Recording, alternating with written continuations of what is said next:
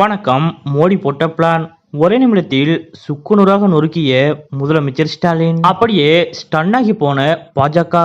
இதை பத்தின மொழிவர்த்தலை இப்ப நம்ம பார்க்கலாம். மக்களவைத் தேர்தலின் 7வது கட்ட மற்றும் இறுதிக்கட்ட வாக்குப்பதிவு நாளை, அதாவது ஜூன் 1ஆம் தேதி நடைபெறுகிறது. அந்த வகையில் நாளை தினம் 57 தொகுதிகளில் வாக்குப்பதிவு நடைபெற இருக்கிறது.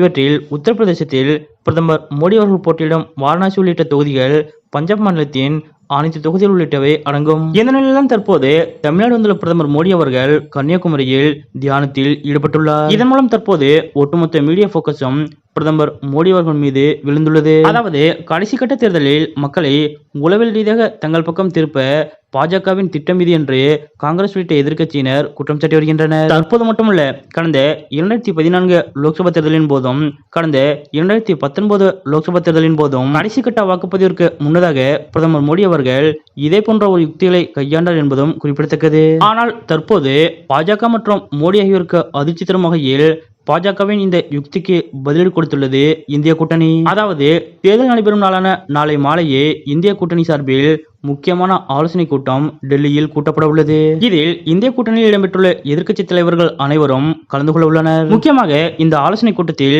இந்திய கூட்டணி சார்பாக யார் பிரதமர் வேட்பாளர் என்று அறிவிக்கப்படுவதற்கான வாய்ப்பும் அதிகம் என்று கூறப்படுகிறது. அதன்படி நாளை காலை முதலே இந்திய கூட்டணியின் முக்கிய தலைவர்கள் அனைவரும் டெல்லிக்கு செல்ல உள்ளனர். இதன் மூலம் ஒட்டுமொத்த போக்கஸையும் தங்கள் பக்கம் திருப்பியுள்ளனர் இந்திய கூட்டணியினர். அதாவது நாளை காலை முதலே இந்திய கூட்டணியின் ஆலோசனை கூட்டம் பற்றி தான் இந்தியா முழுவதும் பேசப்படும். குறிப்பாக இந்திய கூட்டணியின் பிரதமர் வேட்பாளர் யார் என்று நாளை தேர்வு செய்யப்பட இருப்பதாக கூறப்படுவதால் ஒட்டுமொத்த கவனத்தையும் ஈர்த்துள்ளது இந்த ஆலோசனை கூட்டம். இது பிரதமர் மோடி மற்றும் பாஜகவிற்கு மிகுந்த அதிர்ச்சியை ஏற்படுத்தியுள்ளது.